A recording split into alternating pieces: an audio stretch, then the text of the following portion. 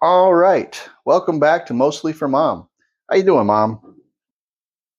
Before we get into this next episode, I just want to say how glad I am that you are enjoying these videos.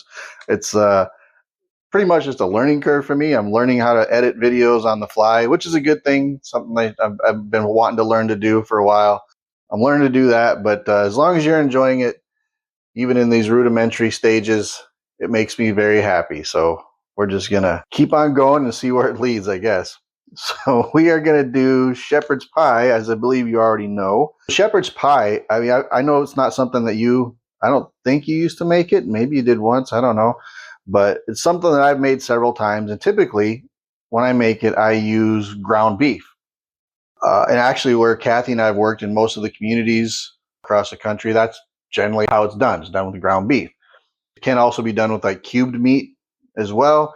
But traditionally, it's been done with lamb, obviously, because it's called a shepherd's pie, not a rancher's pie or something like that. Of course, the shepherd watches the sheep, makes sure they're okay, protects them from harm, protects them from potentially inclement weather, I guess.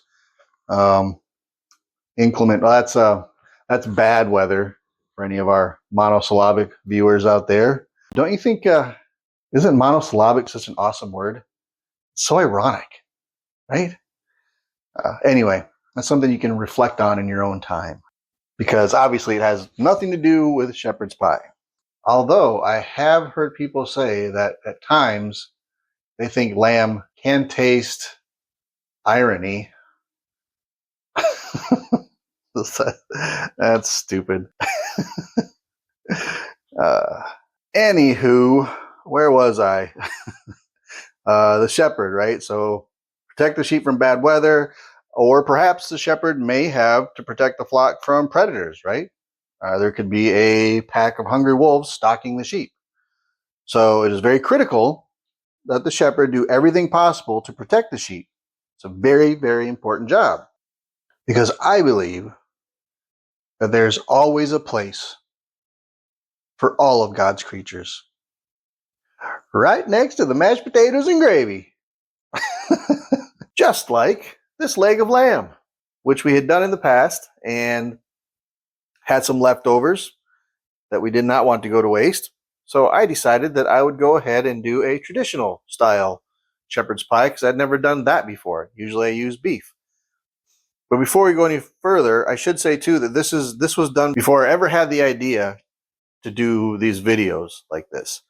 So it'll illustrate the the incomplete job of taking pictures that I typically did, which is exactly how I came up with the idea to start doing the videos, just to make sure that I'm focused on taking the pictures, because I'm so terrible at it. So, but you'll see as we go forward. With this leg of lamb, the first thing we need to do is to slice it up. After that, we cube it up, and basically ended up with just the right amount of cubed lamb.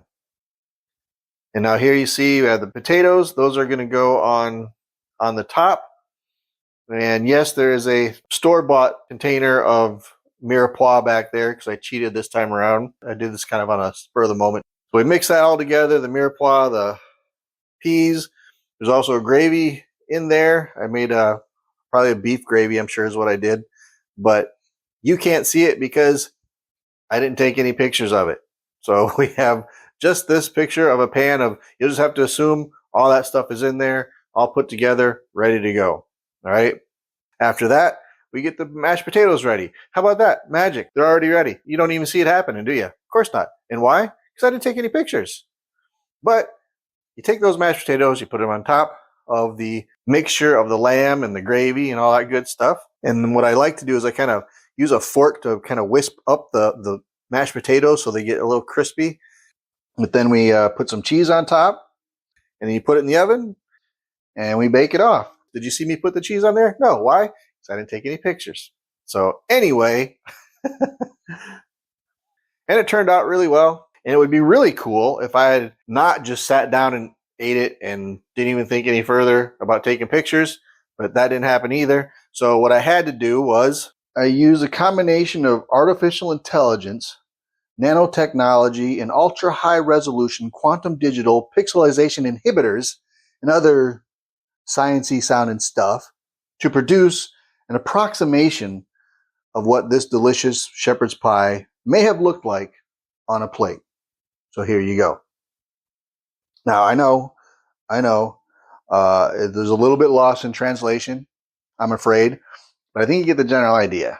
Of course, I wouldn't have had to go to such great lengths to reproduce a facsimile of what shepherd's pie may have looked like if I had just taken a few extra pictures. So teachable moment, I guess.